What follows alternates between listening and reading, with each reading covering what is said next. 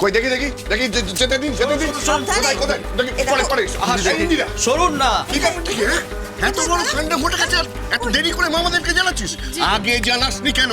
সত্যি তো একটা ফোন করে জানাবে না? তোমরা জানো না আমরা দুশ্চিন্তা করছি। আচ্ছা তোমার মামা বললেন এই সাংঘাতিক কাণ্ড নাকি ঘটেছে, পুলিশ টুলিশ ডাকা হচ্ছে, তোমরাই আচ্ছা দেখেছো? আচ্ছা শান্ত হও মা, প্লিজ একটু বোঝার চেষ্টা করো। দেখো আমরা ইনফর্ম করার মতো স্টেটে ছিলাম না মা, প্লিজ। তখন আগুন নেভানোটা বেশি ইম্পর্টেন্ট ছিল। একদমই তাই। আর মা ভগবানের অশেষ কৃপা যে আমরা সময় মতো গ্রামে ঢুকতে পেরেছি, নাহলে বিনু দিদির যে এই দুটো বাচ্চাকে নিয়ে কি অবস্থা হতো না, আমার তো সেটা ভেবে ভয়ে শিউরে উঠছি। থাক ইন্দিরা থাক না, ওসব অলক্ষণের কথা বলে লাভ নেই। ঈশ্বর রক্ষা করেছেন। না শোনো বিনোদিনী, একদম চিন্তা করো না, আমরা সবাই ওদের পাশে আছি, কিচ্ছু হবে না ওদের, সবাই আছে। ইন্দিরা একদম ঘাবড়াবি না। আর বিনোদিনী তুই একদম টেনশন করবি না, তোর আর তোর বাচ্চাদের কিচ্ছু হবে না, আমরা আছি তো। আমরা আসার সময় গ্রামের অনেককে খবর দিয়ে এসেছি। বিনোদিনী সমাজকে অমান্য করে বিয়ে করে অন্যায় করেছে কি করেনি সেটা তো আলাদা প্রশ্ন, কিন্তু গ্রামের মানুষের জীবন নিয়ে ছিনিমিনি খেলা এটা কিন্তু আমরা মানব না। কি বলিস? একদম। আর গ্রামের সব লোক অনিল মণ্ডলের উপর প্রচন্ড ক্ষেপে আছে। হ্যাঁ, গ্রামের লোকের যা মতিগতি দেখলাম, তারা সবাই চায় যে অনিল মণ্ডলের শাস্তি হোক। একদমই তাই। ওই অনিল মণ্ডলকে আর এভাবে ছেড়ে রাখা যাবে না। অফিসার, আমি একটা কথা কিছুতেই বুঝতে পারছি না, আপনারা এখনো পর্যন্ত কেন অপেক্ষা করছেন বলুন তো? কেন এখনো পর্যন্ত অনিল মণ্ডলকে গ্রেফতার করা হচ্ছে না কেন? আমি এক্ষুনি যাচ্ছি ওনাকে অ্যারেস্ট করতে। ওকে কোথাও যেতে হবে না স্যার।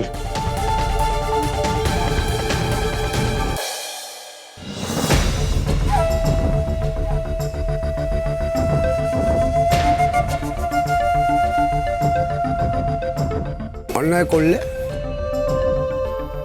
আত্মসমর্পণ করার ক্ষমতাও অনিল মণ্ডলের আছে।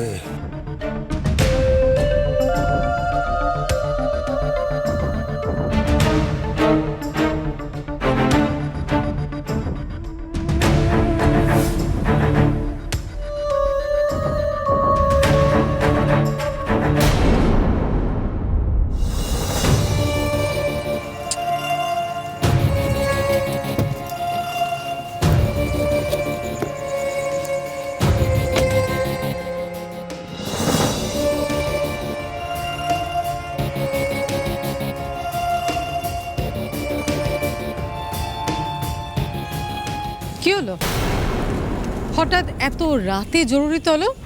আপনাকে তো চিন্তিত দেখাচ্ছে। চিন্তিত দেখাচ্ছে আমাকে? না না, বরং বলা যায় আমি এখন চিন্তামুক্ত। জ্যাকপট এখন আমার হাতের মুঠোয়।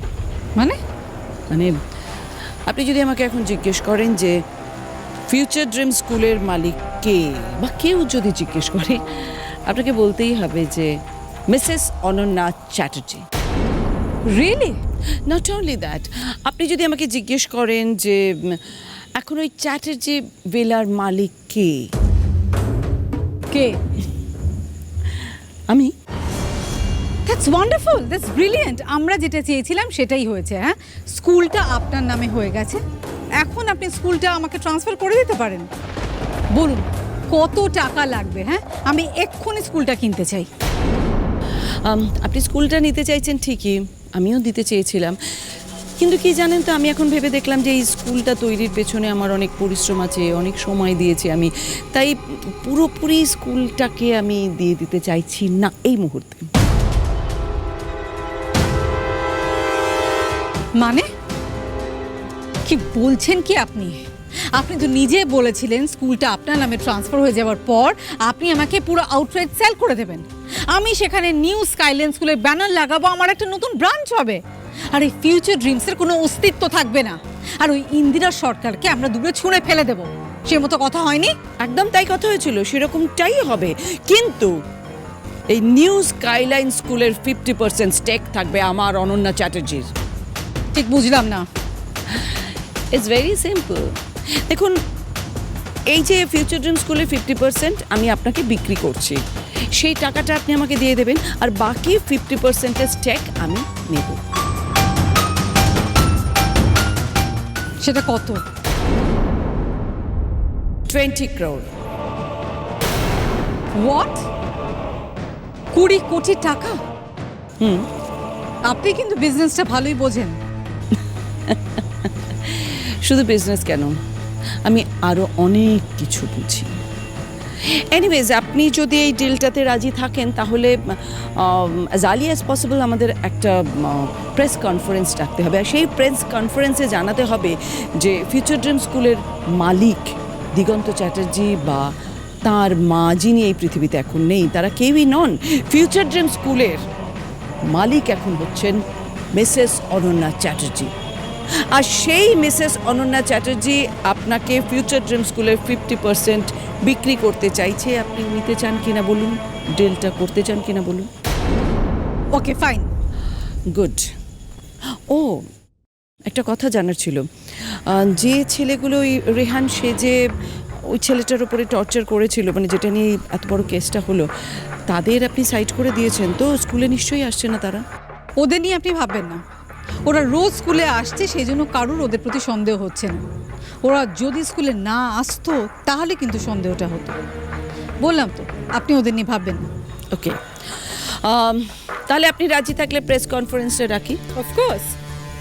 গুড। আমি চাইছি এই প্রেস কনফারেন্সটা ইন্দিরা সরকার দেখুক, হসপিটালের বেডে শুয়ে দেখুক, হাতে পায়ে ব্যান্ডেজ বাঁধা অবস্থায় দেখুক যে এই স্কুল কি করে আমাদের হাতে চলে এলো। আমি এটাও চাই যে হসপিটালের বেডে শুয়ে শুয়েও ভাবুক চ্যাটার্জি ভিলার মানুষগুলো কি করে ফুটপাতে এসে দাঁড়ালো। তারপর দেখবো ও কি করে আবার ফিরে আসে, কি করে আবার ইন্দিরা সরকার লড়াই করে, আমিও দেখবো।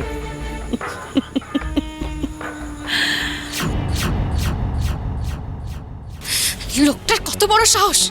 বলছে যদি অন্যায় করে থাকি, যদি মানেটা কি, যদি মানেটা কি আপনি বিনু দিদির বাড়িতে আগুন লাগিয়েছেন, আপনার ছেলেরা এই কাজটা করেছে, আর এটা আমি নিজে চোখে দেখেছি। এবার কি বলবেন বলুন সবাইকে? আমি সাক্ষী দিচ্ছি, এবার কি বলবেন বলুন সবার সামনে। অফিসার, অনিল মণ্ডলকে এক্ষুনি গ্রেফতার করুন। এই সব কিছুর জন্য দায়ী অনিল মণ্ডল। আর আপনি নিশ্চয়ই এতক্ষণে জেনে গেছেন যে আপনার একজন ছেলেকে অ্যারেস্ট করা হয়েছে। দেখুন, আমি এখানে কোনো ঝগড়া করতে আসিনি। এই যে বিনোদিনী আমার বলেন তো, ওর বাড়িটা পুড়ে গেছে, ঘরটা পুড়ে গেছে, শুনে আমার খারাপ লেগেছে, তাই আমি দেখা করতে এলাম। আর তাছাড়া এই গ্রামের লোক, আমি এই গ্রামের কোথায় কি ঘটছে সেটা দেখা তো আমার কর্তব্য, তাই না? আপনি কিচ্ছু জানেন না, তাই না? কিচ্ছু না। সবকিছু জেনে শুনে কেন সাধু হওয়ার চেষ্টা করছেন বলুন তো? জননেতা হওয়ার চেষ্টা করছেন আপনি। আচ্ছা দেখুন, এই যে ভদ্রমহিলা তখন থেকে খালি বলছে যে সম্পূর্ণ দায়ী আমি, সম্পূর্ণ দায়ী আমি। আমি যদি বলি যে পুরো ব্যাপারটাই উল্টো। মানে এসব কি বলছেন আপনি? অনিল বাবু, এখানে একটা সিরিয়াস ঘটনা ঘটেছে। এখানে নেতাগিরি করে তো হবেন না, শুনুন আমার কথাটা মন দিয়ে শুনুন। আসলে উনি এই খেলাটা সৎ পথে জিততেই চাইছে না। ওই যে মেয়েদের হয় না যে বক বক বক বক করেই গেল, কাজের বেলায় অষ্টলম্বা, এখন ভয় পেয়েছে, ভয়। আর তাই বাইরে থেকে বহিরাগতদের আনিয়ে এই সমস্ত নোংরা খেলা খেলছে।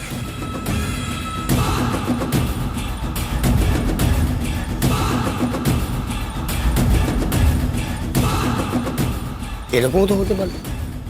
কি অফিসার, হতে পারে না? নিজেই নিজেদের লোকেদের দিয়ে আগুন লাগিয়ে এখন আমার ছেলেদের নামে দোষ দিচ্ছে, আর বলছে যে এইসব কাজ নাকি পটা করছে। আচ্ছা, ওকে নিয়ে আসুন আর জিজ্ঞেস করুন যে আমি ওকে পাঠিয়েছি কিনা। হ্যাঁ, আপনি ওকে পাঠিয়েছেন আর আমি সেটা নিজে চোখে দেখেছি। আপনার মুখের কথা তোকে বিশ্বাস করবে না। আজকে ওই যে পটা যাকে ধরা হয়েছে, সে যদি হঠাৎ করে দাঁড়িয়ে বলে যে আপনি ওকে পাঠিয়েছেন,